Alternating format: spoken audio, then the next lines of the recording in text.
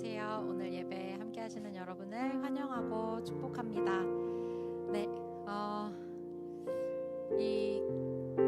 오늘 이 예배 시작하면서 원래는 준비한 그 멘트가 같이 우리 인사 한번 해볼까요? 였는데 오늘따라 이 휑해 보이는 너무 먼데요? 그래도 우리 옆에 계시는 분들과 앞뒤에 계신 분들이랑 좀 인사를 한번 해볼까요? 일주일 만에 만난 분들도 계실 것이고 또 오랜만에 보이는 얼굴들도 있을 것 같은데요. 한번 인사를 나눠보도록 하겠습니다. 안녕하세요. 반갑습니다. 오늘은 청년주일이에요. 여러 가지 이제 프로그램들이 또 준비되어 있는 것으로 알고 있는데 하나님께서 우리를 하나로 불러주시고 한 청년부 정의 청년부로 묶어주신 그것에는 이유가 있음을 우리가 믿고 나가기를 원합니다. 우리 하나하나의 역할이 있기에 또한 이 자리에서 주님께서 우리를 하나로 묶어주심으로 하고 싶으신 말들과 또 주고 싶으신 것들이 있기 때문에 우리를 불러주신 줄로 믿습니다. 그 마음으로 오늘도 우리 함께 예배함으로 나아갔으면 좋겠습니다. 가능하신 분들은 함께 자리에서 일어나서 우리 가운데 임하셔서 일하시고 또 함께 하기를 원하시는 그 주님을 함께 찬양하길 원합니다. 우리 같이 찬양합시다.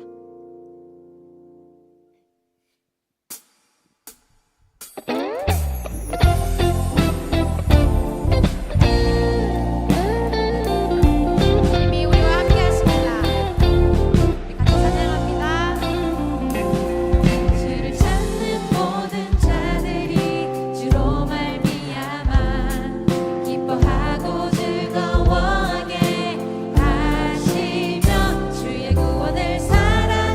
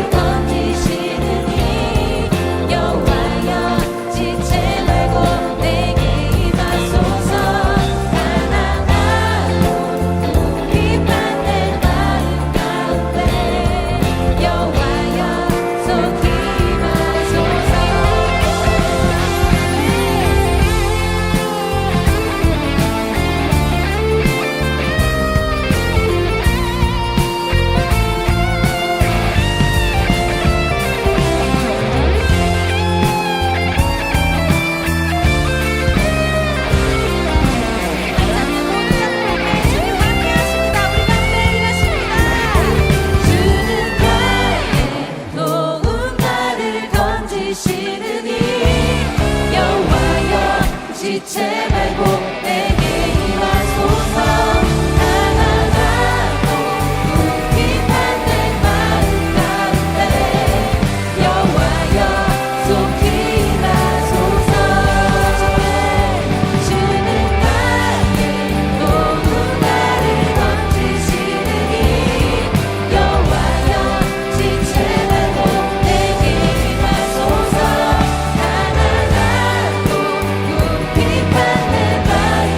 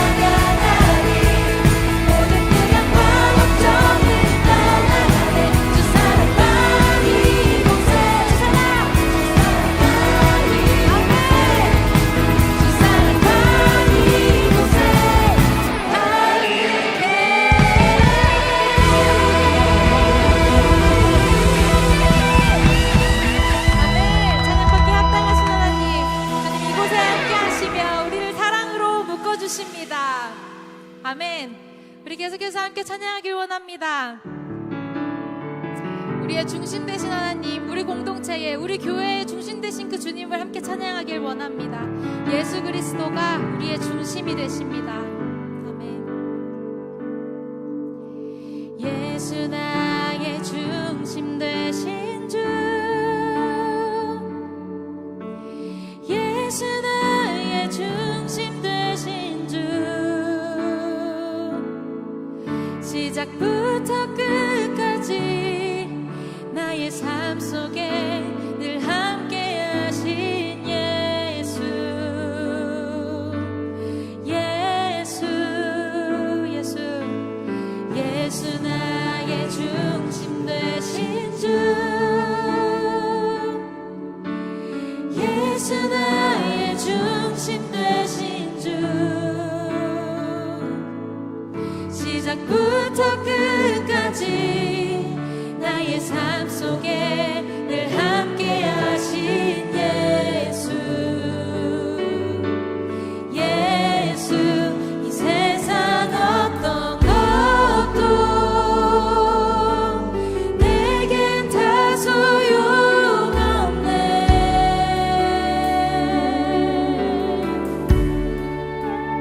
예수 나의 중심, 모든 삶의 중심 되신 예수, 나의 중심 되신 주,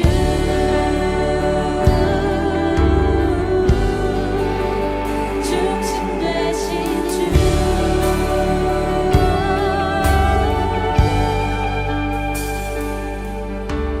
내 삶의 중심 되신 예수, 내 삶의 중심 되신 예수, 시작부터 끝까지 나의 삶 속에 늘 함께 하신 예수, 예수, 이 세상 어떤 것도 내겐 다 소용없네.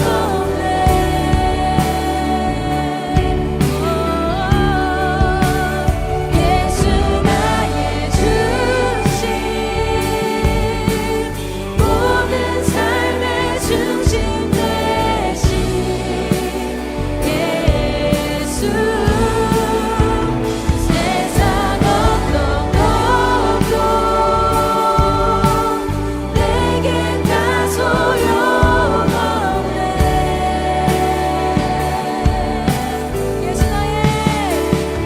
예수 나의 중심, 모든 삶의 중심 되신 예수, 내 맘에 오직 예수, 예수 나의 중심, 주 예수만이, 오직 예수만이, 내 맘에 오직 예수, 예수 나의 중심, 주 예수만이, 오직 예수만이, 내 맘에 오직 예수, 예수 나의 중심, 주 예수만이, 오직 예수만이, 내 맘에 오직 예수, 예수 나의 중심, 주 예수만이, 오직 예수만이.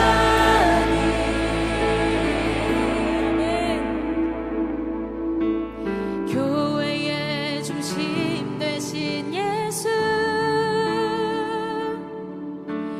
교회의 중심 되신 예수, 다 무릎 꿇고서 모든 입술 주를 신하네. 우리 함께 외칩시다. 예수,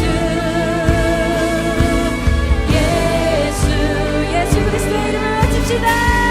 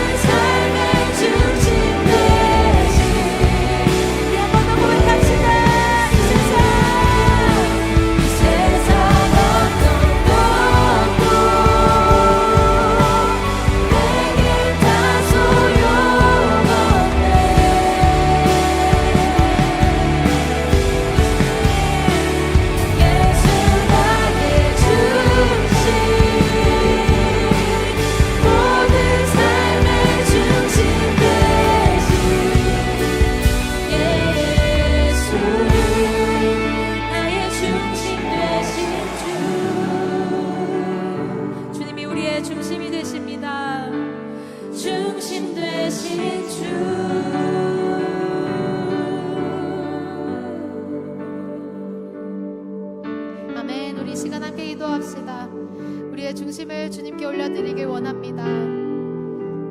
나의 삶에, 우리의 삶에, 우리 공동체에, 우리 교회의 중심이 되신 그 예수 그리스도의 이름을 우리가 기억합시다. 그것을 우리의 마음에 새깁시다. 그분만이 우리를 이끌어 가십니다. 그분만이 우리를 살게 하십니다. 그분의 사랑이 우리를 뭉치게 하시고 우리가 또한 사랑할 수 있는 힘을 계속해서 공급하여 주십니다. 주님 당신을 우리가 의지합니다. 주님 당신만을 바라봅니다. 우리 그렇게 주님께 나의 마음을 내어드리면서 함께 기도하며 나가겠습니다. 기도합시다.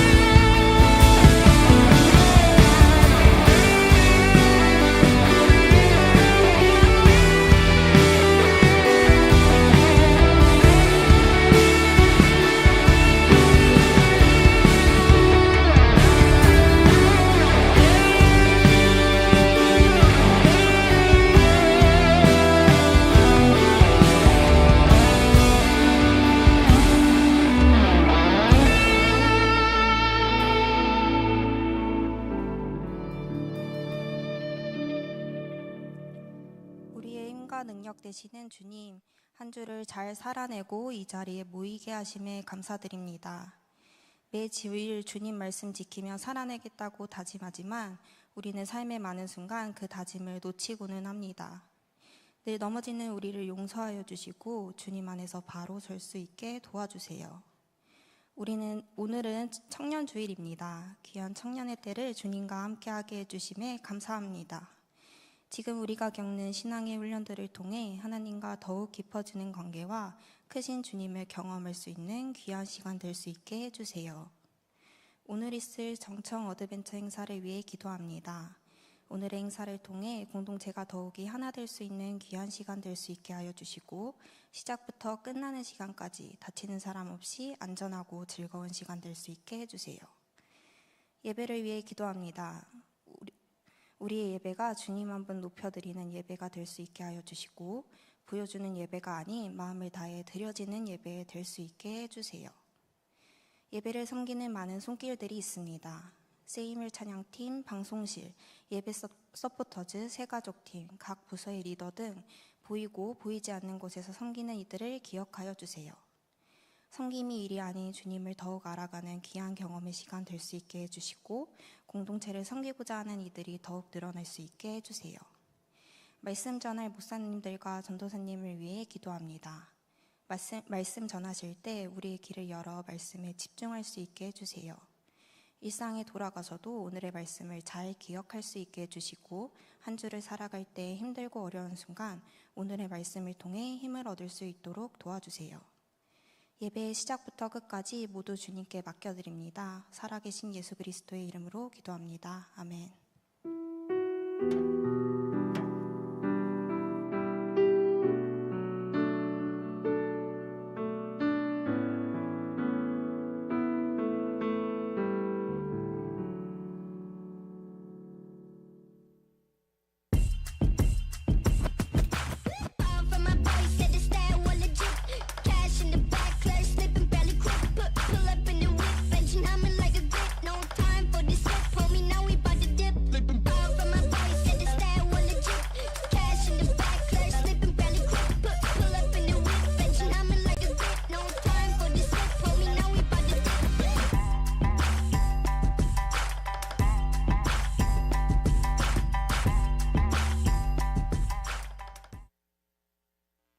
어드벤처. 한국말로 풀이하면 모험이지. 이 말 하면 너는 뭐가 떠올라? 위험한 여행? 아니면 지도에도 없는 길을 찾아가는 이야기? 심장이 쿵 내려앉는 놀이기구? 그런데 혹시 이런 생각 해본 적 있어? 인생이 꼭 모험 같다고. 처음 가보는 길, 처음 만나는 사람들, 처음 겪는 실패와 변화들. 우리는 익숙한 하루를 사는 것 같지만 사실 매일 조금씩 낯선 길 위에 서 있어. 이런 어드벤처에 필요한 건 뭘까? 완벽한 계획? 실패하지 않을 자신감? 앞날을 다 볼 수 있는 지도? 물론 있으면 좋겠지. 하지만 삶이라는 모험에서 정말 필요한 것은 어쩌면 이걸 거야. 레디들 용기.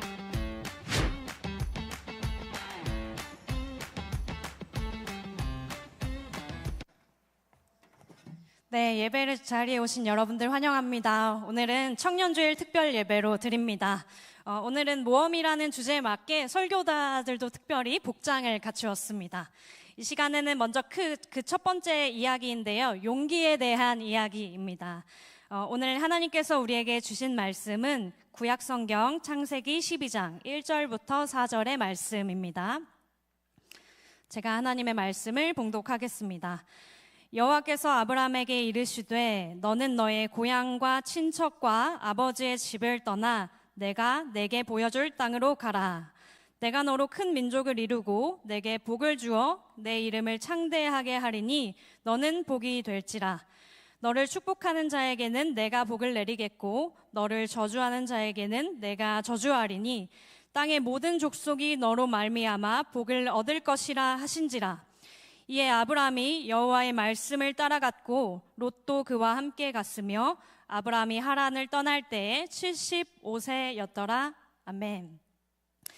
네, 여러분 방금 우리가 봤던 영상은요, 이런 말로 끝났습니다. 내딛는 용기.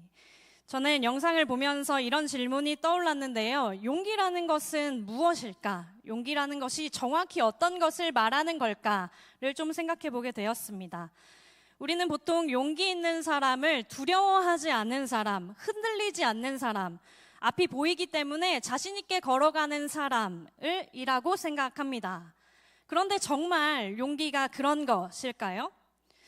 그런데 오히려 용기가 정말 필요할 때는요, 두렵거나 흔들리지 않는 상황은 아닙니다. 왜냐하면 용기는 무서운데 어딘가를 올라가야 할 때, 길이 보이지 않는데 떠나야 할 때, 잘 될지 모르는데 시작해야 할 때, 그때 필요한 것이 용기이기 때문입니다. 신학자 폴 틸리는 용기에 대해서 이렇게 말합니다. 용기는 비존재의 위협에도 불구하고 자신의 존재를 긍정하는 것이다.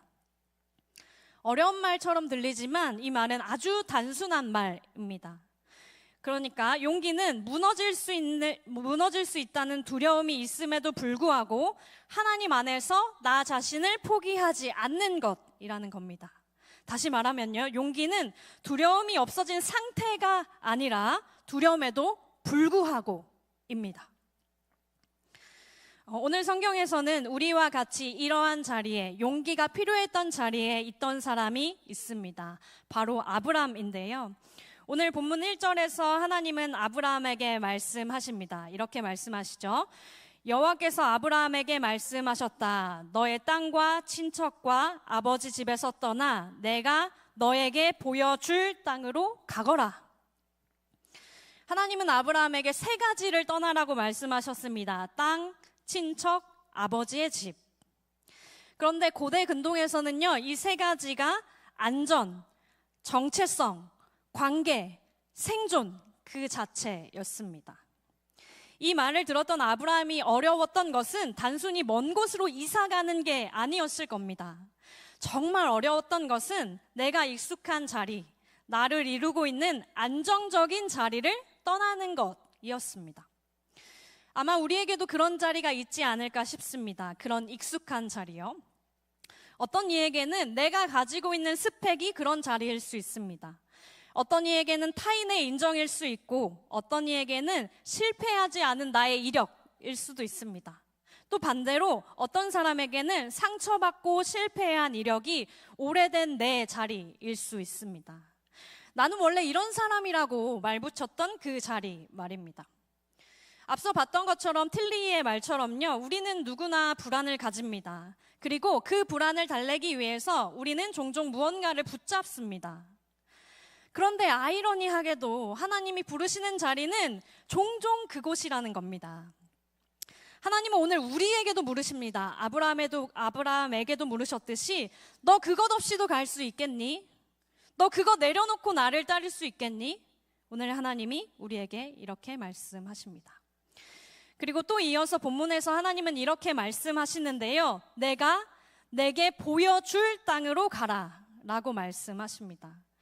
본문은요, 내가 내게 보여준 땅, 완료형으로 보여준 땅이 아니라 보여줄 땅으로 가라고 합니다. 본문에 따르면 아브라함은 목적지가 어딘지 모르고 그저 출발한 사람이었다는 거예요. 우리는 보통 이렇게 말합니다. 하나님, 제가 확신이 생기면 가겠습니다. 두려움이 사라지면, 준비가 되면 제가 그 일을 하겠습니다. 그러나 여러분, 하나님은 먼저 지도를 주신 게 아니라 동행을 약속하십니다. 먼저 지도로 보여준 땅으로 가라고 말씀하시지 않고 내가 너와 함께하면서 보여줄 땅으로 가라 라고 말씀하시는 거죠. 모든 것을 알고 떠나게 하는 것이 아니라 하나님이 함께 걸으면서, 하나님께서 함께 걸으시면서 보게 하시겠다라는 말입니다. 여러분, 오늘 본문에 따르면 알아야 걸을 수 있는 것이 아니라 걸어야 알게 됩니다. 어쩌면 청년인 우리의 삶이 이미 이런 삶이 아닌가라는 생각도 해봅니다. 미래가 보이지 않고 어떤 일을 하게 될지, 어떤 길을 걷게 될지 오늘 우리에게는 분명하지 않습니다. 그러나 그럼에도 우리는 오늘을 살아야 합니다. 선택해야 하고 실패를 감당해야 하고 또 다시 일어나야 합니다.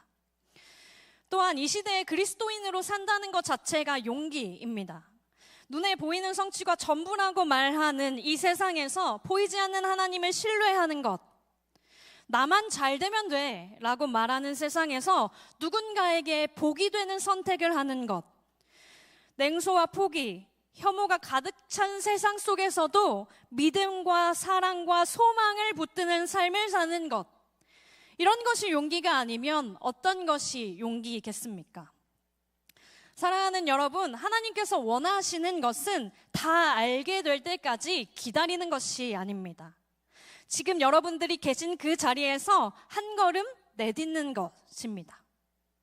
왜냐하면 하나님은 출발 전에 모든 것을 보여주시는 분이 아니라 걷는 동안 우리의 길을 밝혀주시는 분이시기 때문입니다. 그런데 본문에 보면 하나님은 단순히 떠나라 라고 말씀하실 뿐만 아니라 약속도 주셨습니다. 오늘 본문 2절인데요. 너를 큰 민족으로 만들고 너에게 복을 내려 너의 이름을 떨치게 해주마. 그러니 너는 복이 되어라. 그러니 너는 복이 되어라. 이 부분만 떼어놓고 보면요, 마치 자기계발서의 문장처럼 들릴 수도 있을 것 같습니다. 그러나 성경이 말하는 모험과 용기는 자기계발의 언어가 아니라 소명의 언어입니다. 그러니 너는 다른 사람에게 복이 되어라. 하나님이 아브라함을 부르신 이유는 아브라함 한 사람만의 것은 아니었습니다. 하나님은 아브라함을 통해 세상에 복 주시고자 하셨기 때문입니다. 하나님이 우리를 내딛게 하시는 이유는 첫 번째로는 나를 위한 것이 분명하지만 동시에 우리의 삶을 통해 누군가를 살리고 세우고 사랑하기 위함입니다. 그 걸음이 닿는 곳에, 우리의 걸음이 닿는 곳에 하나님이 살리시려고 하는 누군가가 분명히 있습니다. 이런 하나님의 요청에 대해서 아브라함의 응답을 창세기 12장 4절은 아주 짧게 얘기합니다. 앞구절인데요. 아브라함은 여호와께서 그에게 말씀하신 대로 갔고 라고 오늘 성경은 이야기합니다. 하나님께서 하신 어쩌면 무리한 요청에 대해서 성경은 아브라함의 내면이나 감정을 설명하지 않습니다. 두려웠는지, 설렜는지, 확신이 있었는지, 어떤 감정이 들었는지 성경은 한마디도 적고 있지 않습니다. 오직 하나만 기록합니다. 말씀을 따라 갔다. C.S. 루이스라는 사람은 용기에 대해 이렇게 말합니다. 용기란 단순히 수많은 미덕 가운데의 하나가 아니라 시험 받을 때 모든 덕목이 취하는 형식이다. 용기는 어떤 특정한 사람들이 갖고 있는 성격적인 것이 아니라 우리의 믿음이, 소망이, 사랑이 시험을 만날 때 용기로 드러난다라는 것입니다. 여러분, 오늘 아브라함이 발휘한 능력은 하나님, 그저 용기라는 능력을 아브라함이 갖고 있었기 때문에 있었던 일이 아닙니다. 하나님에 대한 신뢰가 시험대에 올랐을 때 그 신뢰는 용기로 나타났습니다. 오늘 우리도 마찬가지입니다. 용기를 스스로 만들어낼 수는 없습니다. 그러나 다만 하나님을 신뢰하면 그 신뢰는 필요한 순간에 용기가 됩니다. 사랑하는 여러분, 아브라함이 떠나던 아침, 우리는 그가 무엇을 느꼈는지는 모릅니다. 그러나 우리가 아는 한 가지는 말씀이 있었다는 사실입니다. 그리고 그는 그 말씀을 따라 떠나갔습니다. 오늘 하나님께서는 이 시간을 통해서 우리에게도 말씀하십니다. 가라, 내가 너에게 보여줄 땅으로. 그리고 오늘 우리가 함께 이 고백을 드리길 원합니다. 주님, 아직 다 보이진 않습니다. 그러나 주님께서 말씀하신다면 이 두려움 속에서도 제가 한 걸음 내딛겠습니다. 이런 고백이 우리 모두의 고백이 되기를 소망합니다. 함께 기도하겠습니다. 우리를 사랑하시는 하나님, 오늘 우리는 말씀을 통해 주님의 말씀을 따라 떠나는 아브라함의 모습을 봅니다.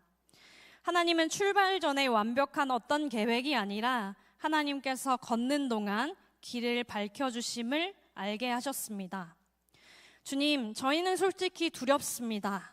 앞이 보이지 않고 막막하고 답답합니다.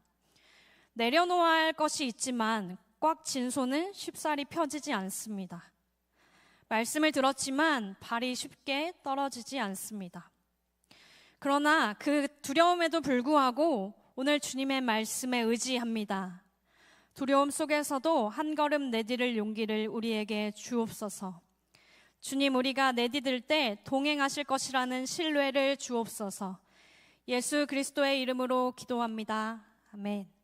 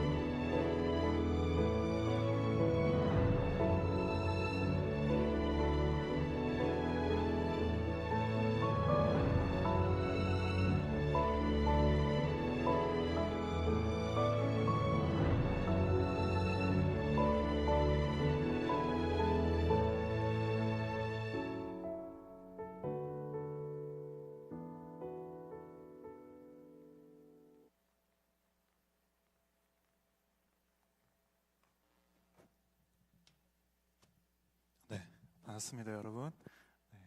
굉장히 익숙하지 않은 흐름에 정신이 없으실 것 같은데요. 제가 보면대로 올리는 동안 여러분이 쳐다보시면 부끄러우니까요. 우리 옆 사람에게 두 번째 설교를 잘 들어보자라고 한번 응원의 표시를 한번 해보겠습니다. 준비하시고 시작. 두 번째 설교 잘 들어봅시다. 여러분 아무도 안 하면 어떡해요? 다시 한번 두 번째 설교도 잘 들어봅시다.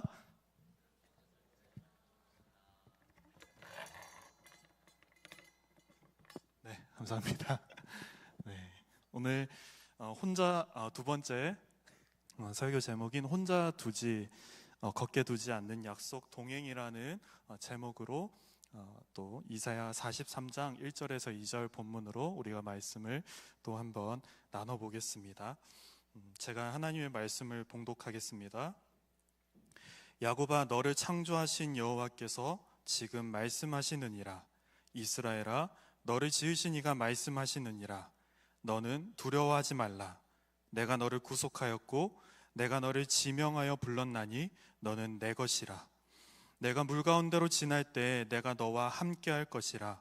강을 건널 때에 물이 너를 침몰하지 못할 것이며 내가 불 가운데로 지날 때에 타지도 아니할 것이요 불꽃이 너를 사르지도 못하리니.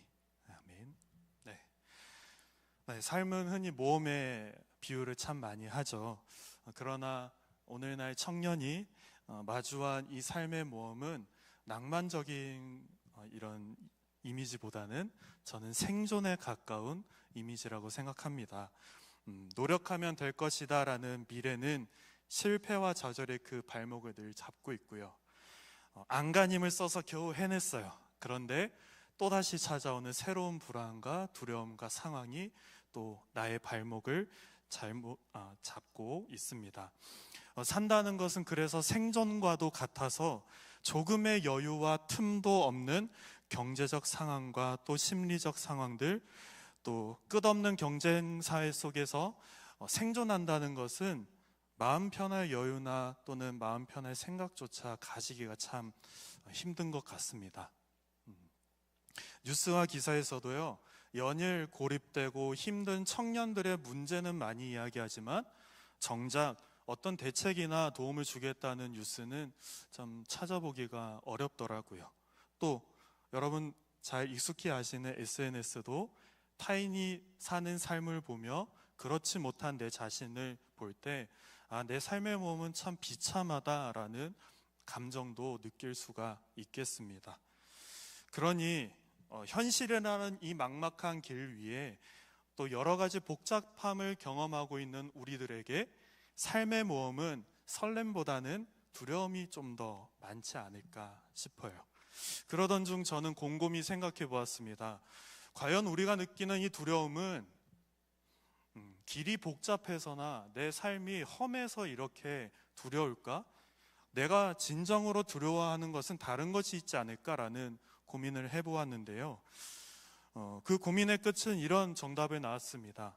정말 내가 두려워했던 순간은 내가 이렇게 치열하게 살고 있다가 뒤로 돌아봤는데 아무도 없을 것 같은 느낌. 이 길을 나 혼자 감당해야만 하는 그 차가운 현실과 외로움과 고립감이, 그게 정말 진정 우리가 삶을 살아가면서 겪는 모험에서 정말 두려워하는 것이 아닐까라고 생각이 들었습니다. 그런데 이런 유형의 두려움은요, 2600년 전 바벨론 포로로 끌려간 이스라엘 백성에게도 동일하게 나타났습니다. 그들은 나라도 잃고요, 고향도 잃었고요, 그들의 일상도 송두리째 잃어버렸으니까요. 그래서 그들은 하나님께 이렇게 얘기합니다. 이사야 40장 27절에 보면요, 그들이 이렇게 탄식하는 말이 나와요. 주님께서는 나의 사정을 모르시고 하나님께서는 나의 정당한 권리를 지켜주시지 않는다. 이 백성의 말들을 하나님이 인용해서 지금 얘기하고 있는 겁니다. 여러분, 이 말이, 이 토로가 신앙 없는 사람의 말일까요? 아닙니다. 모험의 한가운데서 뒤를 돌아봤더니 아무도 없는 것 같았던 믿음의 사람들이 고백하는 솔직한 고백이었습니다. 외로움과 처절한 두려움 속에서 탄식해서 한 고백이 지금 이 40장이라는 것이죠. 근데 바로 그 자리에서 하나님이 말씀하시기 시작합니다. 그게 오늘 본문 43장 1절과 2절입니다. 우리 1절을 함께 보실까요? 제가 읽어보겠습니다. 이사야 저자가 이렇게 얘기합니다. 야곱아, 너를 창조하신 여호와께서 이제 말씀하시느니라. 이스라엘아, 너를 지으신 이가 말씀하시느니라. 그리고 이제 하나님이 이렇게 얘기하시는 거죠. 너는 두려워하지 말라. 내가 너를 구속하였고 내가 너를 지명하여 불렀나니 너는 내 것이라. 이 말씀이 선포되기 직전, 그 직전의 42장의 끝 끝은 무겁게 끝납니다. 이스라엘은 하나님의 임재를 보지도 듣지도 못하는 존재로 묘사되고 있고, 하나님과 백성의 사이의 관계는 이제 파괴와 진노밖에 남지 않았다라고 42장에서 끝나는데요. 이어진 43장 1절에서는 그 흐름이 완전히 바뀌는 모습이 등장합니다. 이스라엘 백성들의 삶이 특별히 달라진 것도 없고, 여전히 그들은 포로 생활을 하고 있지만 달라진 것은 하나님이 먼저 그들에게 선언하기 시작하신다는 거예요. 아무것도 해결되지 않는 자리지만, 여전히 외로움과 고립이 있지만 그 자리에서 하나님이 말씀하시기 시작한다는 것입니다. 여러분도 그런 순간이 있으신가요? 내가 오랫동안 기도하고 고민하고 하나님께 토로해도 침묵이 계속 이어지는 순간, 하나님이 내 상황을 보고 계신지 정말 모르겠는, 하나님을 믿을 수 없는 그 상황에 오늘 본문은 얘기합니다. 하나님이 먼저 찾아가서 이야기하신다. 그런데 하나님이 하시는 말씀을 자세히 보면요, 좀 이상합니다. 해결 방안의 답안을 주시는 게 아니라요, 관계를 먼저 말씀하시는 거예요. 내가 너를 구속하였고 라는 표현을 보면, 이 단어는 당시 이스라엘 사람들에게 굉장히 구체적인 단어였습니다.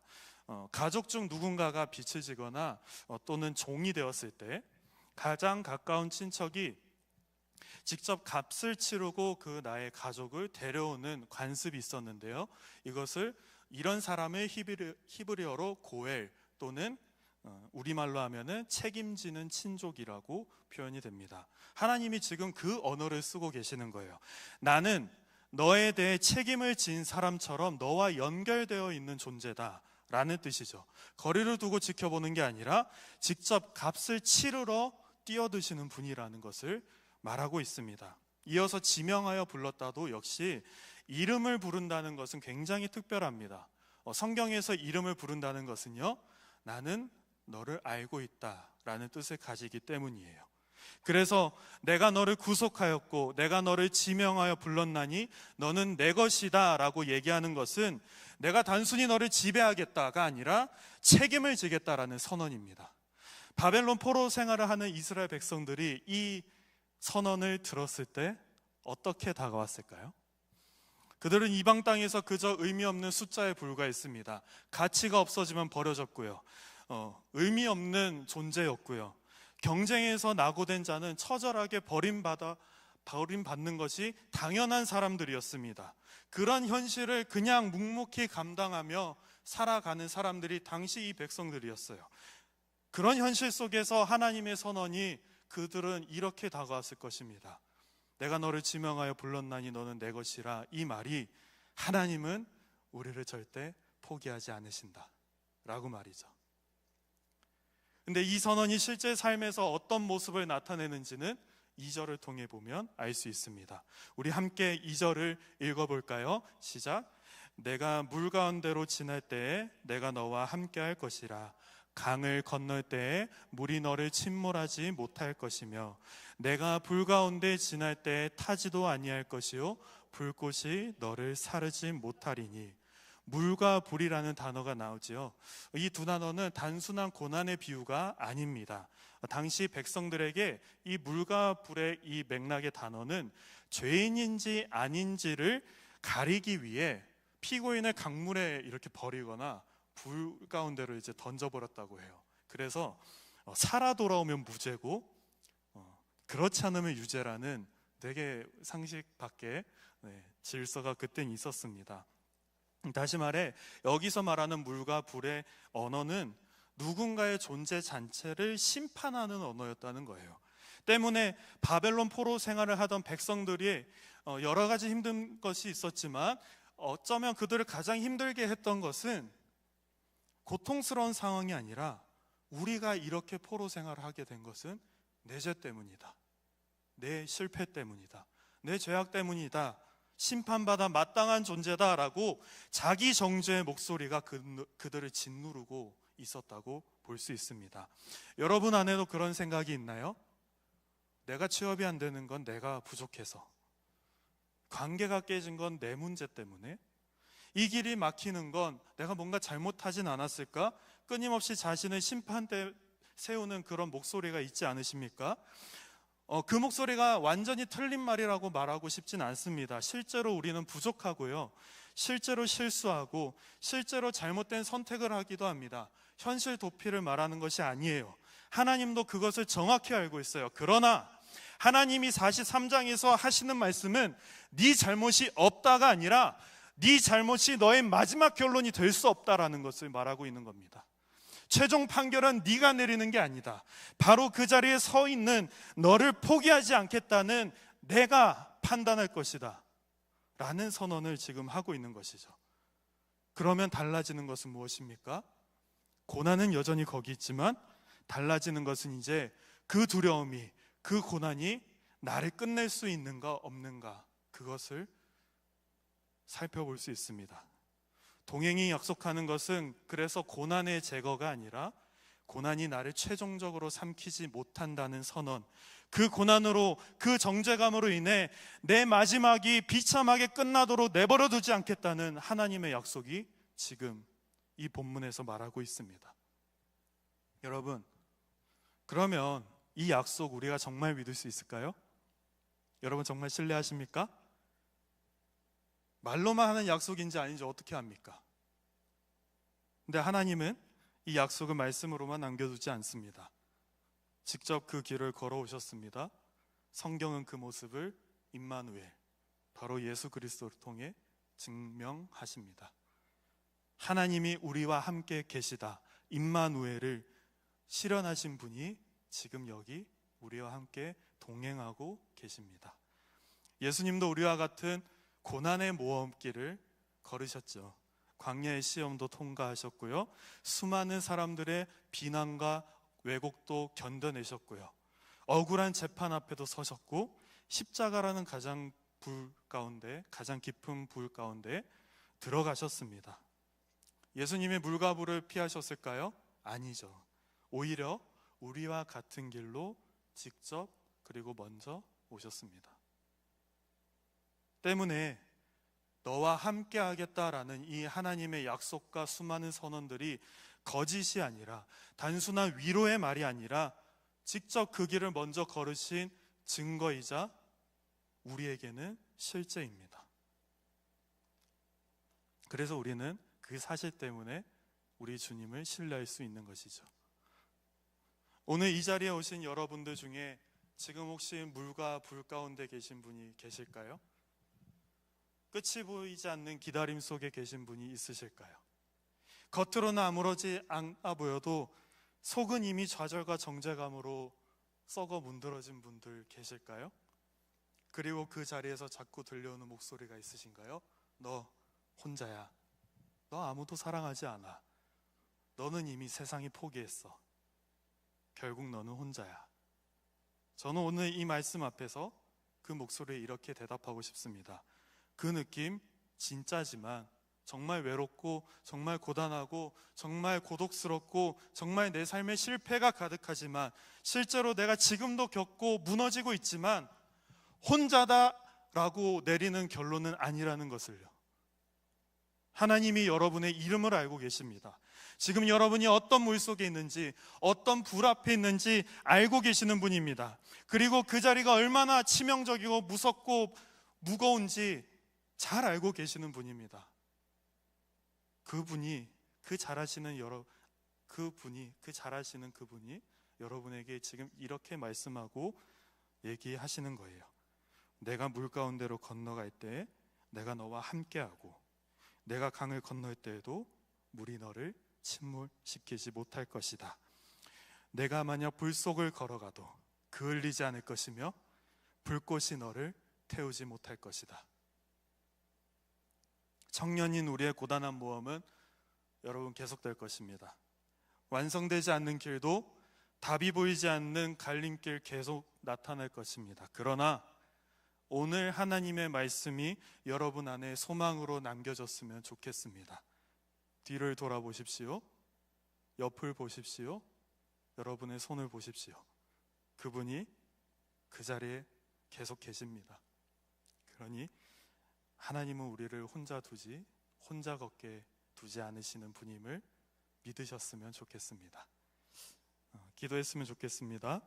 하나님, 오늘 우리는 나 혼자 감당하고 있다는 고립감이 사실이 아님을 깨달았습니다. 우리의 이름을 지명하여 부르신 주님, 우리가 물을 지날 때 침몰치 않게 하시고 불을 지날 때 타지 않게 지켜주옵소서. 고난의 현장 속에서 우리보다 먼저 그 길을 통과하신 임마누엘 주님과 손잡고 걷는 평안을 누리게 하옵소서. 막막한 현실 위에서도 너는 내 것이라 하신 그 약속 하나로 충분한 청년들의 삶이 되게 하옵소서. 우리를 사랑하시는, 동행하시는 예수님의 이름으로 기도드립니다. 아멘.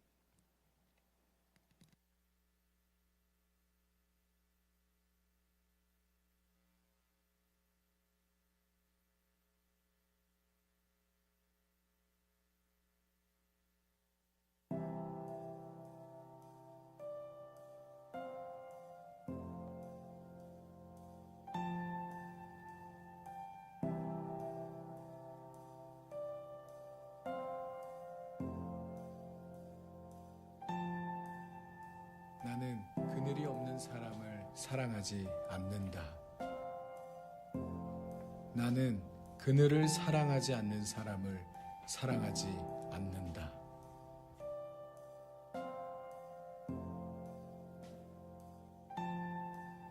나는 한 그루 나무의 그늘이 된 사람을 사랑한다.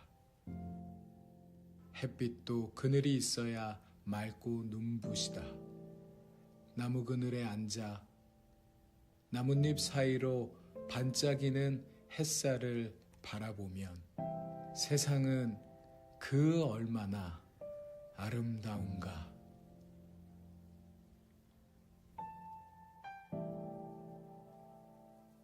나는 눈물이 없는 사람을 사랑하지 않는다.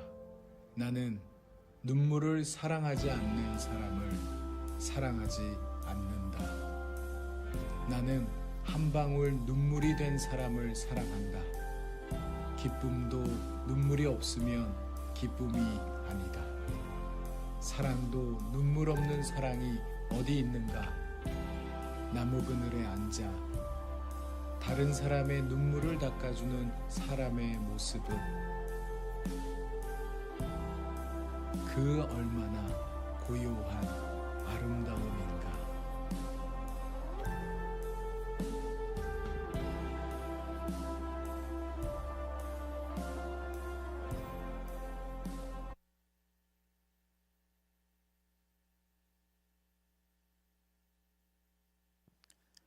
부끄럽습니다. 네, 그만 좀. 네. 방금 우리는 복학생 선배가 여러분에게 보내드리는 마음이 담긴 편지 시 한 편을 함께 들었는데요. 그 전에 우리 같이 우리 함께 나눌 하나의 말씀을 먼저 읽고 우리 계속 이야기 이어가 보도록 하겠습니다. 로마서 8장 35절에서 39절입니다. 누가 우리를 그리스도의 사랑에서 끊으리요? 환난이나 공고나 박해나 기근이나 적신이나 위험이나 칼이랴. 기록된 바 우리가 종일 주를 위하여 죽임을 당하게 되며 도살당할 양같이 여김을 받았나이다 함과 같으니라. 그러나 이 모든 일에 우리를 사랑하시는 이로 말미암아 우리가 넉넉히 이기느니라. 내가 확신하노니 사망이나 생명이나 천사들이나 권세자들이나 현재일이나 장래일이나 능력이나 높음이나 깊음이나 다른 어떤 피조물이라도 우리를 우리 주 예수 그리스도 안에 있는 하나님의 사랑에서 끊을 수 없으리라. 아멘. 방금 우리는요 그 몇 학번쯤 되었을까요? 아까 그분은 자 굉장히 우리 선배쯤 돼 보이는 한 사람이 낭송하는 정호승 시인의 시를 함께 들었습니다. 여러분 귀로 잘 들렸는지 모르겠지만 이런 대목이 있어요. 나는 슬픔이 있는 사람을 사랑한다. 나는 그늘이 있는 사람을 사랑한다. 시인은요 완성된 사람, 빛나는 사람을 사랑한다 말하지 않습니다. 오히려 그늘이 있는 사람, 슬픔과 눈물을 아는 사람을 사랑한다고 고백합니다. 아마도 그늘과 슬픔은요 그 사람이 인생이라는 길을 제대로 걸어왔다는 흔적이기 때문일 거예요. 한 번도 넘어져 본 적이 없는 사람은 어쩌면 그 길을 아직 떠나지 않은 사람인지도 모릅니다. 오늘 이 자리에 계신 여러분 중에도요, 마음에 그늘 한 자락쯤은 다 가지고 계실 거예요. 누구에게도 쉽게 꺼내지 못하는 슬픔, 이력서에는 적을 수 없는 좌절, 행복해 보이는 SNS 뒤에 있는 외로움. 우리는 본능적으로 그것들을 감추려고 합니다. 누가 물으면 뭐 나 잘 지내고 있어요, 뭐 이런 식으로 답하며 말이죠. 그러나 시인은 말해요, 바로 그 감추고 싶은 그늘이야말로 사랑받기에 합당한 자리라고. 그것은 부끄러운 흔적이 아니라 당신이 진짜로 살아왔다는 증거라고 말입니다. 그렇다면 우리는 왜 그렇게 그늘과 슬픔이 많은 길을 가고 있을까? 그것은 우리가 걸어가는 길이 그저 평탄한 산책로가 아니기 때문입니다. 청년의 길은 그래서 모험과 같아요. 어디로 가는지 알 수도 없고요, 실패의 가능성이 늘 따라오기에 때로는 한 걸음 내딛기조차 두려운 길. 그래서 이 길 위에는 그늘이 드리워지고 슬픔이 고이고 외로움이 스며듭니다. 그래서요, 우리가 이 길을 끝까지 가기 위해서는 세 가지가 필요합니다. 첫째는 용기입니다. 두렵지만 그럼에도 한 발을 내딛는 힘. 두 번째는 동행입니다. 그 길을 혼자 걷지 않아도 된다는 것. 그리고 마지막은 사랑입니다. 사랑은요, 이 모험의 가장 깊은 곳에서 우리의 그늘과 슬픔까지 끌어안아 우리를 살게 하는 힘입니다. 오늘 청년주일 우리는 하나의 큰 이야기를 나누고 있습니다. 더 어드벤처 청년 길을 가다. 이미 앞서 두 분의 설교자가 용기와 동행에 대해서 울림 있는 메시지를 나눠주셨습니다. 이제 그 위에 사랑에 대한 이야기를 얹을 차례입니다. 우리 청년에 가는 길에는요, 빛이 드는 날도 있고 그늘이 드리우는 날도 있습니다. 정상에 가까이 다가간 듯한 그런 기분과 때로는 깊은 골짜기에 빠진 것 같은 그 마음이 한 주 안에, 어떤 때는 하루 안에 번갈아 찾아오기도 합니다. 지금 우리 청년 여러분의 마음은 어디에 더 가깝습니까? 막 정상에 오르는 듯한 기분과 아니면 저기 깊은 나락으로 뭔가 내려가고 있는 듯한 그런 마음. 그런데 어느 쪽이든 괜찮습니다. 우리는 누구나 그 사이를 오가며 이 길을 걷고 있기 때문입니다. 그런데 희한하게도요, 우리는요, 빛이 드는 날이나 그늘이 드리우는 날이나 늘 흔들린다라는 것이에요. 사실 우리를 흔드는 것은요, 빛도 그늘도 아닙니다.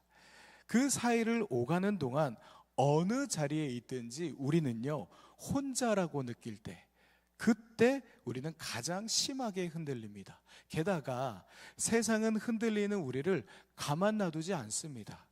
너 지금 어디쯤 가고 있니? 왜 아직도 거기에 있니? 다른 사람들 저만큼 가는 동안 너 뭐 하고 있니?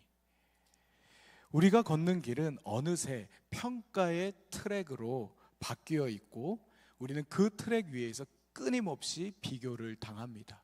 그리고 그 비교 의식은 우리를 고립시키죠. 박노해 시인은요, 그 자리를 정확히 짚어서 이렇게 말을 합니다. 수많은 고통 중에 가장 큰 고통은 나 홀로 버려져 있다는 느낌이다. 인간은 세계 전체가 등을 돌려도 속마음을 나누고 나를 믿어주는 단 한 사람이 곁에 있다면 그 사랑이면 사라지는 것이다. 그 사랑이면 사라지는 것이다.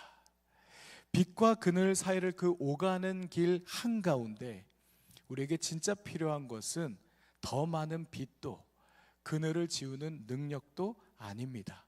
어느 자리에 있든지 변하지 않는 사랑, 한결같이 곁에 있어주는 사랑입니다. 길 한가운데 있는 청년에게요, 이 사랑은요, 그저 감상적인 단어가 아니에요. 이것은 생존이 걸려있는 문제입니다. 길 위에서 지쳐 쓰러질 때 다시 일어나 가게 하는 단 하나의 이유, 그것이 사랑입니다. 바울도 이를 알았어요. 그는 로마서 8장 36절에 이렇게 적어 놓습니다. 우리의 처지는 우리는 종일토록 당신을 위하여 죽어갑니다. 도살당할 양처럼 천대받습니다. 라는 성서의 말씀 그대로입니다. 바울은 자신의 현실을 외면하지 않습니다. 그는 실제로 감옥에 갇혔고 매를 맞았고 타고 가던 배가 난파를 당하기도 했고 배신당하고 굶주렸습니다. 그의 인생은요, 어쩌면 빛보다 그늘이 훨씬 더 깊고 길어 보여요. 그런데 바로 그 바울이 그 자리에서 가장 놀라운 고백을 하고 있어요. 이어지는 37절입니다. 그러나 이 모든 일에 우리를 사랑하시는 이로 말미암아 우리가 넉넉히 이기느니라. 바울은요, 아주 작은 단어 하나로 이 모든 것을 뒤집어요. 바로 그러나입니다. 그러나 자신의 처지가, 내 꼬라지가 비참하다 고백한 바로 그 자리, 그러나 그는 거기서 무너지지 않습니다. 절망의 자리에서 끝이다 라고 결론을 내리지 않아요. 오히려 선언합니다. 이것은 끝이 아니라 끈이라고. 끝처럼 보이는 그 자리가 사실은 끈으로 이어져 있는 자리라는 것이에요. 하나님의 사랑은요, 끈입니다.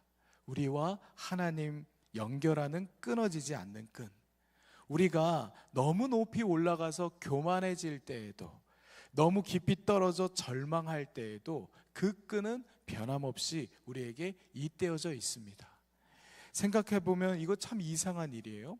하나님이 우리와 함께 하셔야 할 이유가 대체 뭘까?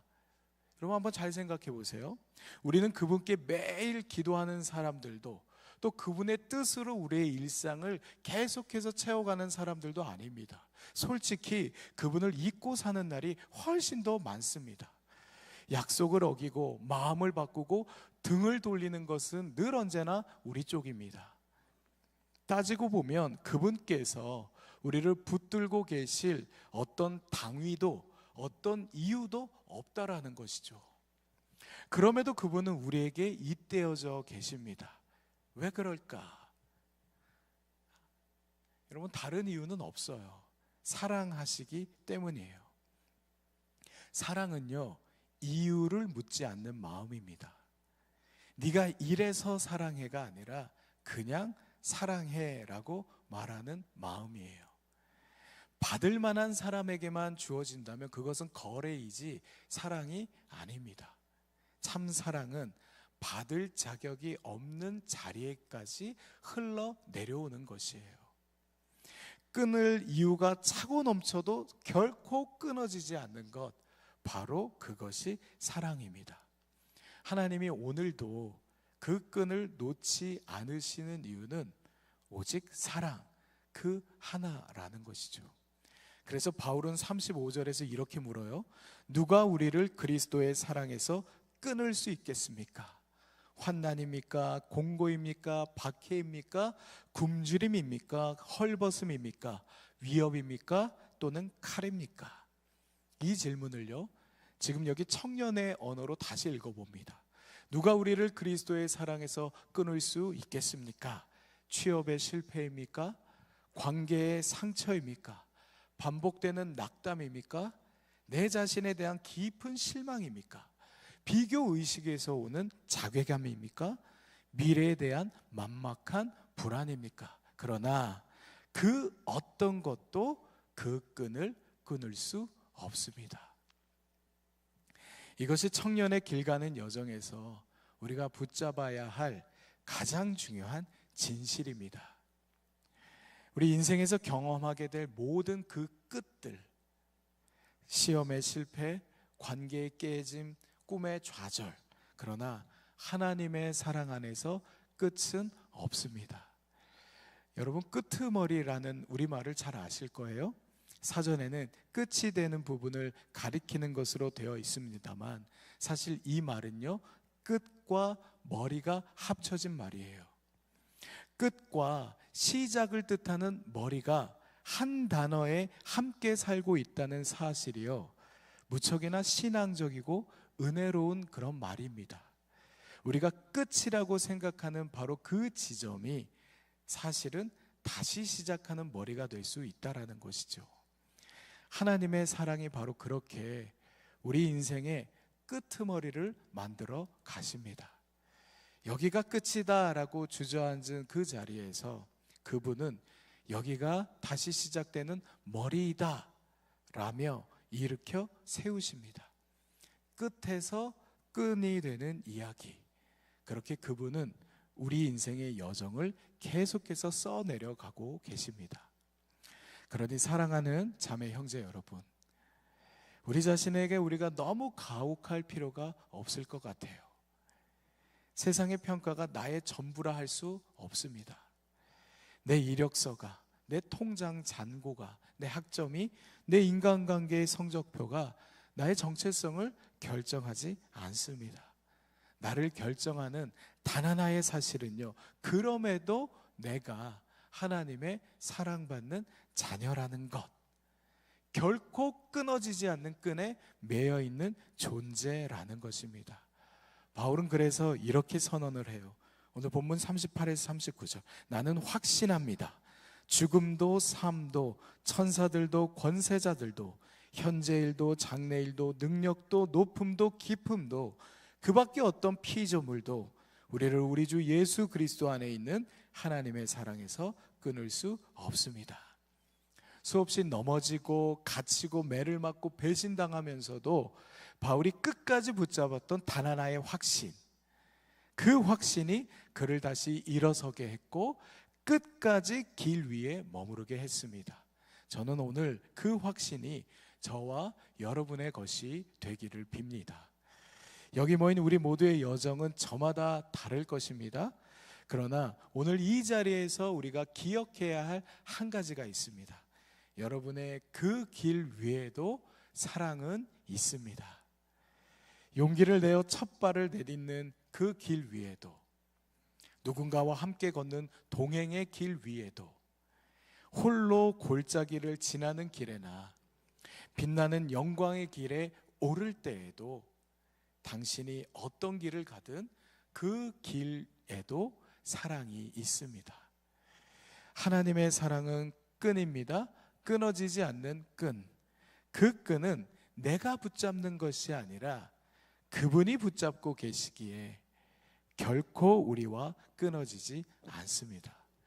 그 사랑을 신뢰하며 우리 앞에 놓여진 그 길을 우리가 함께 가십시다.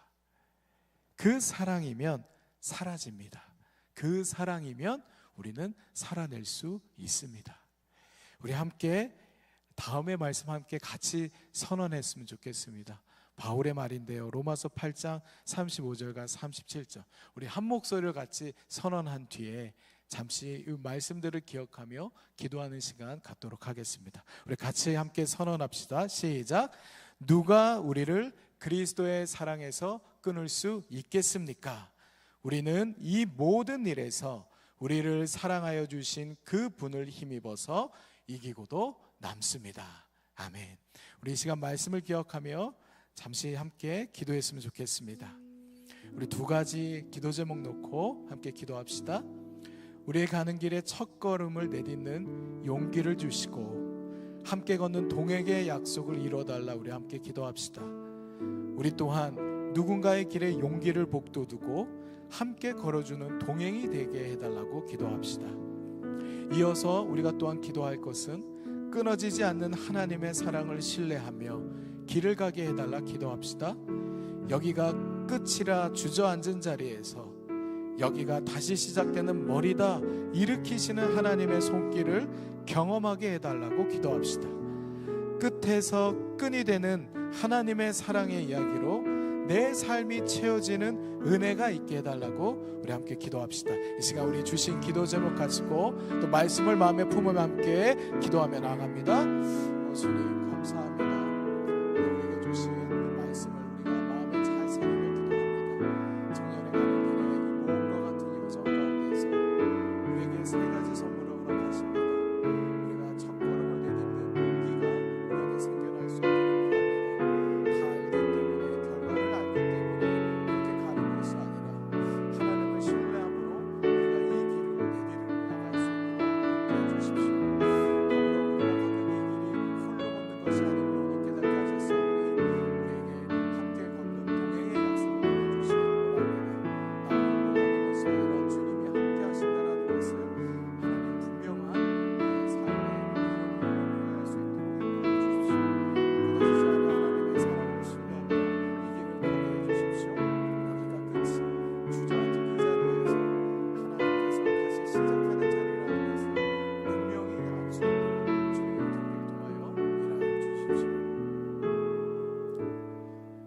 주님, 오늘 청년의 가는 길에 첫 발을 내디딜 용기를 주시고 혼자 걷지 않도록 동행을 허락하시며 무엇보다 어떤 자리에서도 끊어지지 않는 당신의 사랑으로 우리를 붙잡아 주시는 주님께 감사드립니다.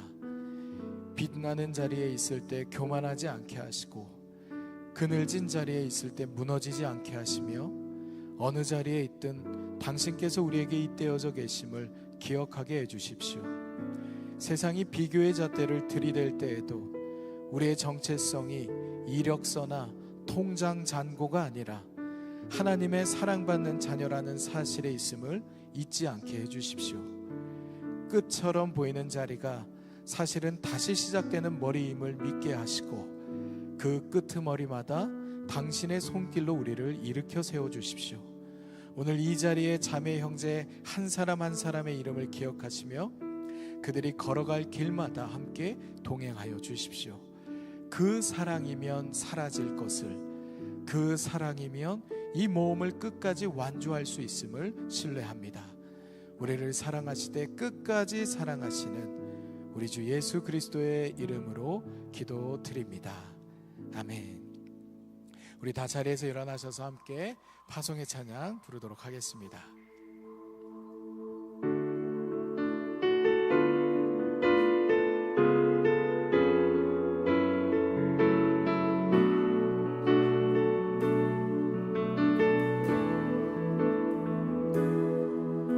우리 걸어가는 삶 속에 갈림길이 있어도 주를 신뢰하는 그 길이 바로 당신의 길이네. 지쳐 쓰러지는 일들에 일어설 수 없어도 혼자 손 내밀어 일으킬 주의 손 잡고 가네. 우리 걸어가는 길 위에 지쳐 넘어져도 그가 손잡아 주시니 다시 일어서네. 주가 함께 하신 내 삶의 방향이 달라져도 그가 함께 하시니 당신 걸어가네.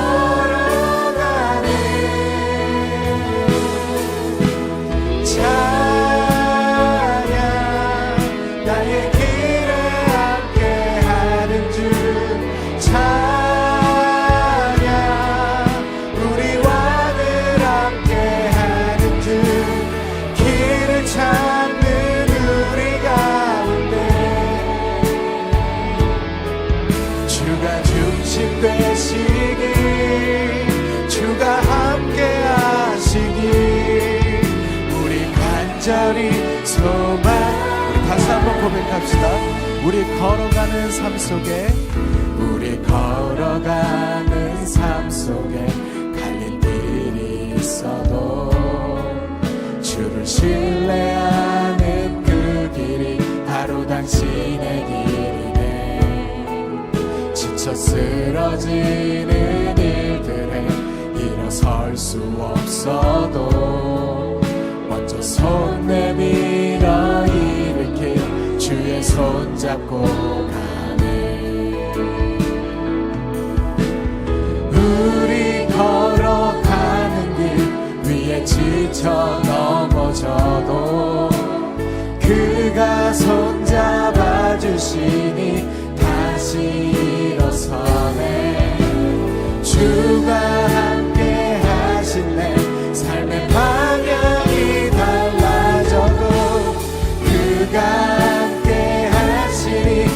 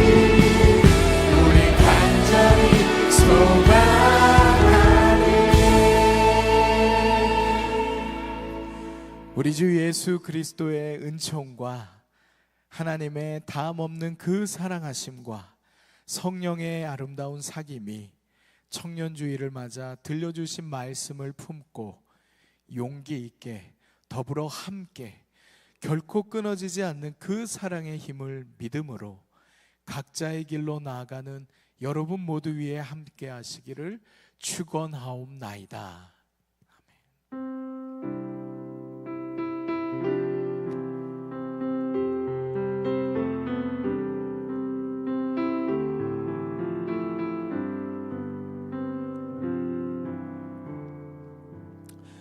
우리 자리에 앉으시겠습니다.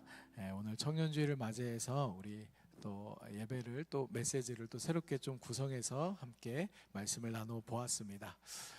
우리 오늘 혹시 또 처음 공동체에 오신 분이 계시다면 저 뒤편에 새가족 팻말을 들고 있는 우리 스텝에게 가셔서 예배 후에 안내를 받으시면 되겠습니다.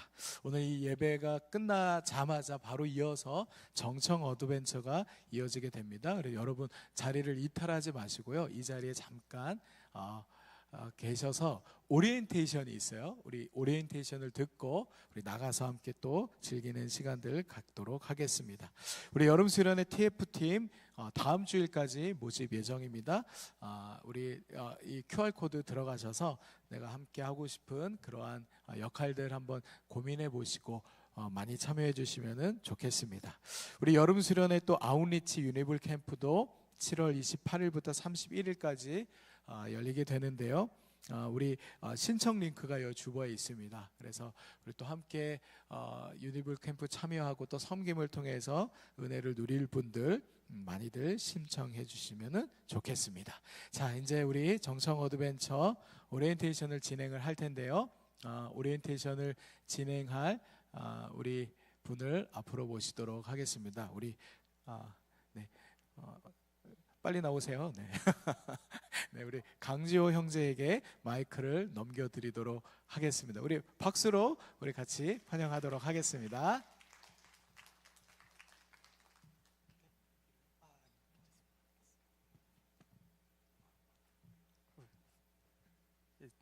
안녕하세요.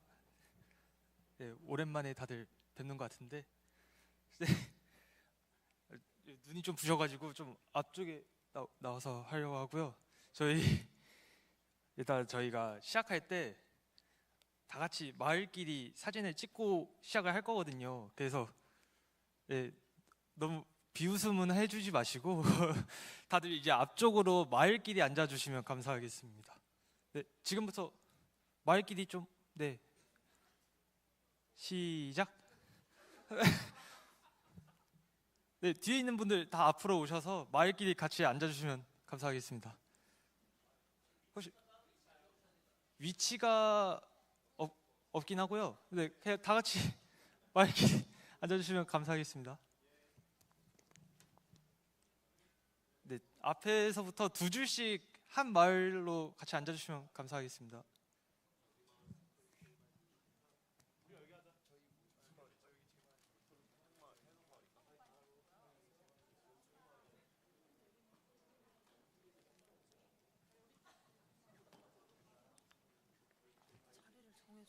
자리를 정해줘. 1, 2, 3, 4, 5, 6, 7, 8 이렇게 앉아. 1마을, 2마을 이렇게 있어요? 아, 그래요? 네. 그러니까 그냥 1, 2, 3, 4, 5, 6, 7, 8 이렇게 그럼 마을이 있는 거죠? 마을이 다 1마을, 2마을 이렇게 정해져 있는 거죠? 원래 그랬는데 이제 그래요? 이름이 생긴 거다. 아, 그래요? 네, 여러분 혹시 잠시만요. 저희 마을이 1마을, 2마을, 3마을로 돼 있잖아요. 여기서부터 앞에 두 줄 1마을, 여기 앞에 두 줄 2마을, 3마을, 4마을, 5마을, 6마을, 7마을 이렇게 가주시면 마을 원래 같은 마을이 없나요?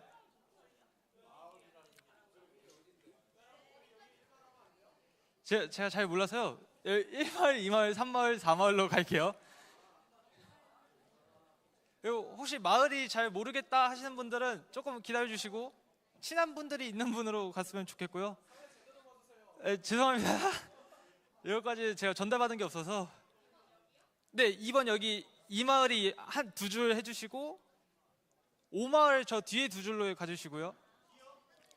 아니야, 여기 세 번째, 네 번째 줄이요.